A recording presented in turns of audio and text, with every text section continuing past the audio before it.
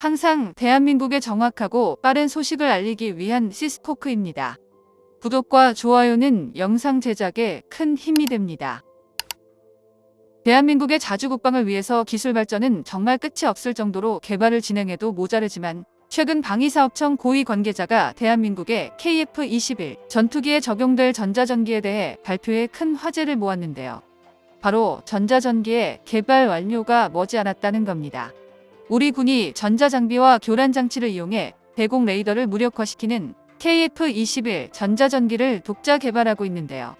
오늘은 KF-21 전투기의 전자전기에 대해 알아보겠습니다. 사실 KF-21은 설계부터 처음 전투기를 만드는 나라라고는 믿기지 않게 미래를 생각하며 제작되었습니다. KF-21 전투기는 단좌기와 함께 복좌기도 동시에 개발했는데요. 그리고 이는 단순히 좌석 하나를 더 만든다고 끝나는 일이 아닙니다. 당연히 더 많은 공간과 강화된 공간이 필요하고 이로 인해 전투기의 중량은 증가할 수밖에 없는데요.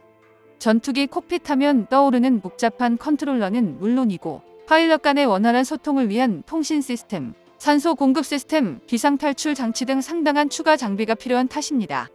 이는 곧 전투기의 공기역학 설계를 완전히 새롭게 처음부터 다시 해야 한다는 뜻인데요. KF-21처럼 완전 처음부터 시작하면서 단좌형과 더불어 복좌형까지 개발해야 된다니 연구진 입장에서 입에서 단내가 났을지도 모릅니다. 그런데도 왜 KF-21은 단좌형에다가 복좌형까지 개발한 걸까요? 현대전에서 복좌형 전투기는 차츰 모습을 감추고 있습니다. 전자계통 시스템이 발전하면서 단일 조종사만으로도 공대공은 물론 공대지 공대함 임무에 모두 대응할 수 있게 된 것인데요. 그렇다면 굳이 설계가 더 어렵고 운영 및 유지, 보수 비용까지 높은 복좌형 전투기를 사용할 필요가 없습니다. 군사장비는 무엇보다 효율이 가장 중요한 요소로 복좌기는 스텔스 설계도 복잡한데요. 심지어 조종석을 하나 더 추가한 탓에 내부 무장창을 설치할 수 없는 경우도 생깁니다. 게다가 인적 차원이 감소 중인 것도 무시할 수 없습니다.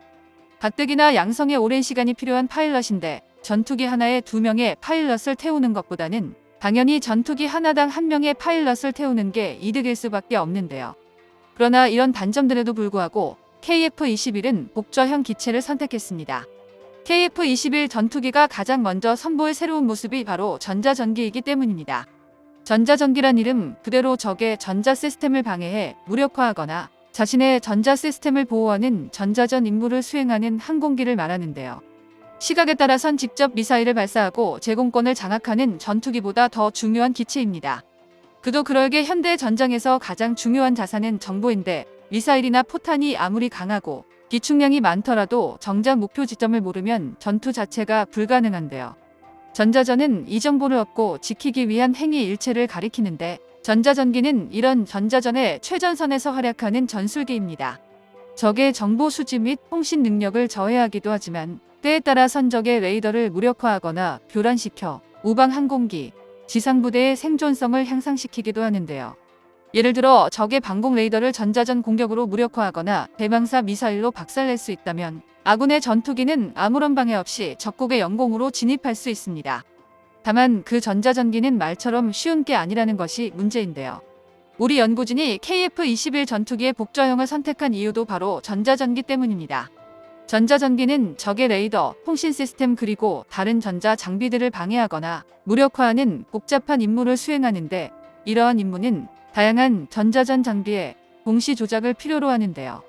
수송기를 기반으로 만든 대형 전자전기 장비인 스탠드오프를 제외하면 큰 무리가 없지만 전장의 최전선에서 복잡한 기동과 함께 전자전 임무까지 수행해야 하는 전투기 기반 에스코트 제머의 경우 파일럿 한 명이 모든 조작을 감당하는 건 불가능에 가깝습니다.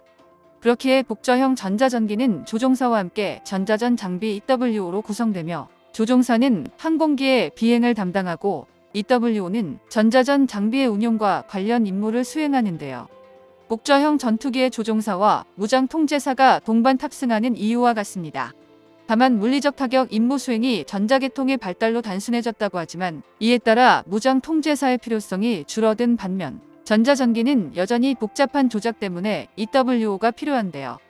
게다가 전자전 임무는 실시간으로 변화하는 전장 상황에 빠르게 대응해야 합니다. 복좌형 설계는 한 명의 승무원이 전략적 결정을 내리고 전자전 장비를 조작하는 동안 다른 승무원이 항공기를 조종하고 주변 상황을 모니터링하게 함으로써 이러한 신속 대응이 가능합니다. 더군다나 현대 전자전의 규모는 눈앞에 보이지만 않을 뿐이지 상상 이상으로 거대하기 때문에 에스코트 제머라 할지라 하더라도 다른 항공기 지상부대 해상 전략 자산과 복잡한 통신이 동반되어야 하는데요. 현대 전자전은 하나의 전자전기가 전장을 좌지우지하는 게 아니라 거대한 부대 간의 영역 싸움에 가까우며 미사일이 빗발치는 전장에서 전투기 파일럿이 초음속 기동과 함께 이 모든 걸 수행하는 건 불가능합니다. 그렇기에 우리 연구진들은 국산 전투기를 처음 만들지만 조금 더 먼 미래를 계산해 KF-21의 복좌형을 동시에 개발한 이유인데요. 더욱이 현대전에서 전자전 없이 공중전을 수행하는 건 점점 인간의 조종 기술로는 감당할 수 없는 영역에 가까워지고 있습니다. 미사일의 속도는 극초음속에 가까워지고 있고 이미 중력 가속도는 수십 G를 넘긴 지 오래입니다. 심지어 유도 기능까지 발전하고 있어 이제는 어중간한 기만 체계로는 따돌리는 것조차 불가능한데요. 하지만 반대로 미사일이 아무리 발전한다고 하더라도 플랫폼의 한계는 뚜렷합니다.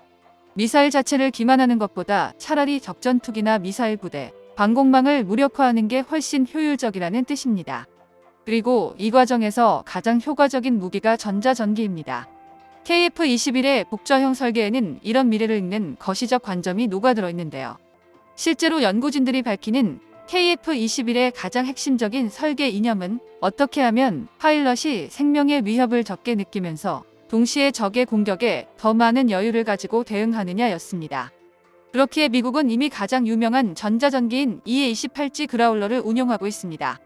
FA-18 슈퍼호넷을 기반으로 개발한 전 세계에서 가장 유명한 에스코트 제머인데요.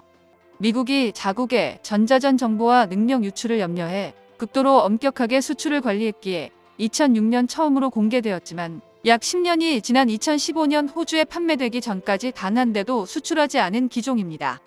하늘의 마법사로 불리우는 미국의 전자전기 EA-28G 그라울러는 적의 방공망과 지휘통신망을 먹통으로 만들고 미사일로 길을 만드는데요. 미 해군은 2011년 이탈리아 아비아노 공군기지에서 출격한 4개의 그라울러로 리비아군 방공망을 무력화시킨 적이 있습니다. 특히 전자전기는 기존 전투기에 기본 장착되는 자기방어용 EW 전자장비와 다르게 특정 지역에 대해 전자전 공격이 가능하다는 장점을 활용하여 스텔스 전투기까지 잡을 수 있는 전략무기인데요. 현대전에서 전자전은 어찌 보면 스텔스 전투기보다도 중요한 부분이기에 KF-21 프로젝트를 시작했을 때부터 전자전기를 염두에 두고 시작했습니다.